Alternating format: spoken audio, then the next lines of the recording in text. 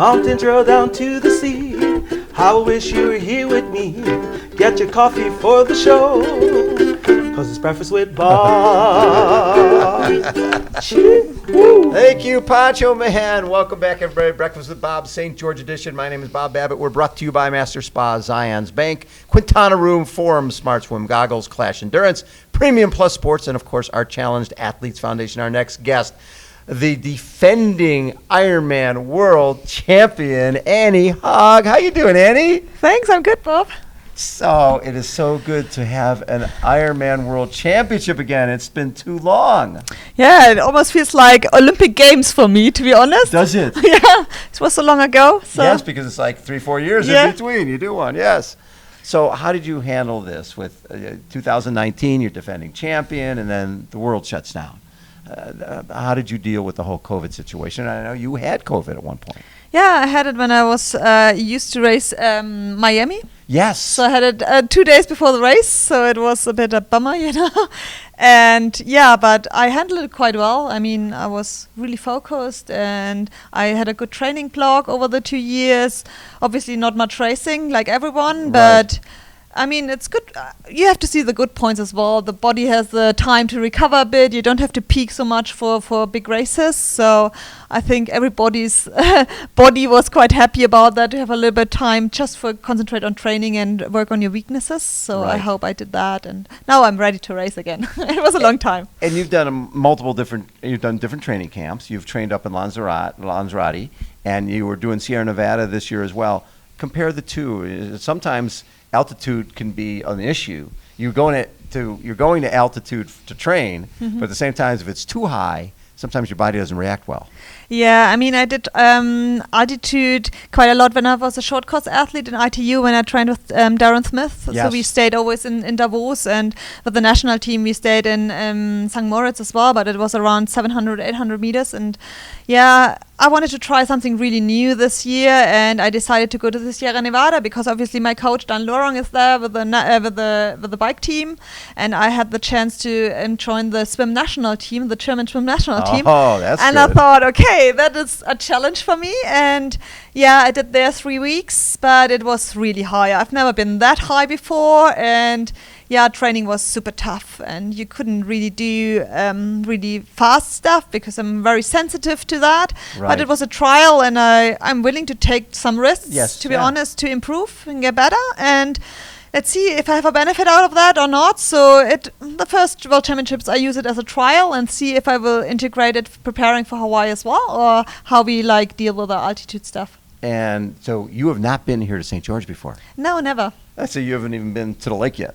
No, not really. I mean, we trained in Sedona quite a lot. Okay. So that's not far away from here. Yeah. So it's also very dry. Yeah, that can affect people too. Yeah, but I think the dry heat is more handleable than the humid heat in Hawaii. So I think it's a little bit more easier. And generally, I love the heat, so I'm very happy. You are a heat person. You like that a lot. And so Ironman 70.3 Lanzarote, you just took second to Kat Matthews. And were you happy with that race? Because just getting the race has been really hard. Yeah, I mean, of course, you don't want to have a 6 minute loss on the bike. That was not what I was hoping for, but it showed, okay, I really have to work on my bike. And it was a bit of trial as well because I came straight from altitude. So I planned to do a race straight from altitude and 2 weeks later a race to see whether it's better with the altitude, you know. So it was a trial, and maybe I felt a bit tired, so I wasn't sure if that works out for me. But it was a good workout, you know. Sure. And I squeezed out everything I had on the day, and it was good for second. And Kat Matthews has an amazing race, so she was the deserved winner. And and hope now I'm a bit fresher than for Ironman Lanzarote or 70.3 Lanzarote. And being the Ironman champion, you don't need to validate or anything like that, right? You're already in Kona. Yeah. Okay. Yeah. So what will the rest of your season be then?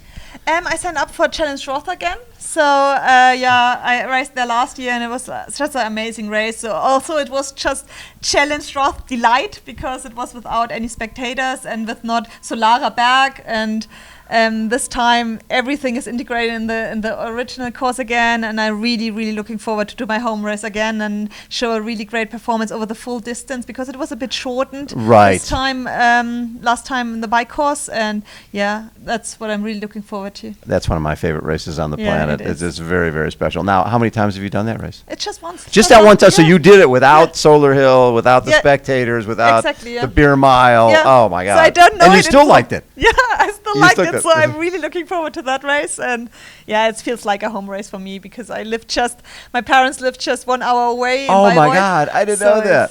It's a home race for me. That is the best. I love. There's something special about Yeah. when you get in that river and the hot air balloons and the symphony music. Yeah, I mean, the whole region is involved in that, and it's so familiar, and everyone is screaming for you, and it really gives you a little bit extra, and I'm really looking forward. So really, Challenge Roth and then Kona.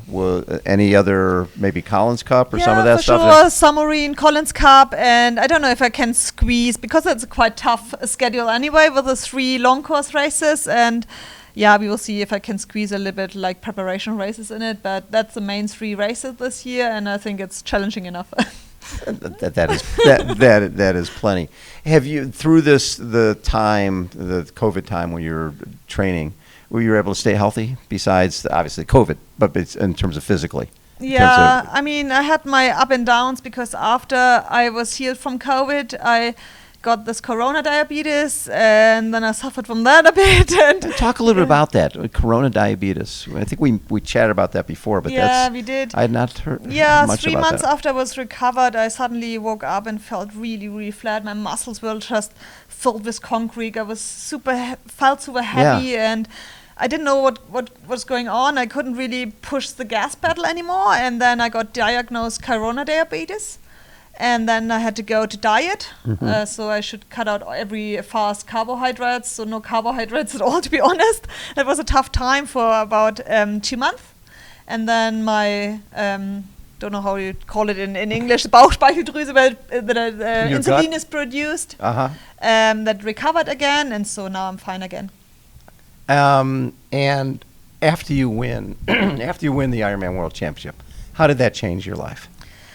It was crazy, to be honest, after that. I mean, it was really crazy. I didn't expect that, because the year before I got 3rd, and I thought that was crazy, but it was nothing compared to win it. Well, you're the first German woman to win. Yeah, and then we had the double with Jan Frodeno, obviously, and then Dan is our coach. So it was just a good story, in Germany, and everyone really enjoyed it.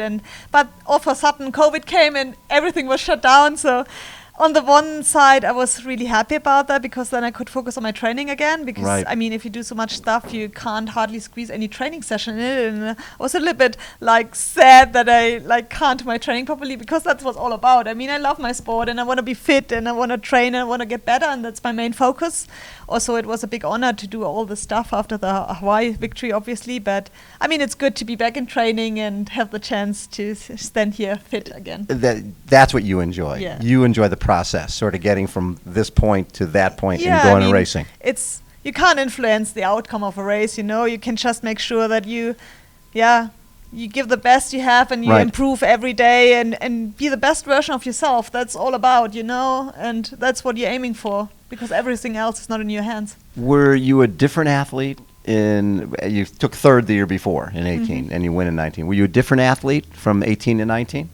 I think so. I mean, because Ironman in 2018 was my 2nd Ironman at all, and I had a really struggle to qualify in Frankfurt. So it was to be honest, my very first proper Ironman I did. So I think you learn in every Ironman you do, you learn a little bit more and get a little bit more confidence and learn to pace yourself a bit better. But I mean, in 2009, when I won, I was injured for half a year with no running at all. So it was a little bit a surprise for me as well to come back so strong. But yeah, I mean, that was a pretty major injury you were dealing with going into tonight. You were out basically spring and summer.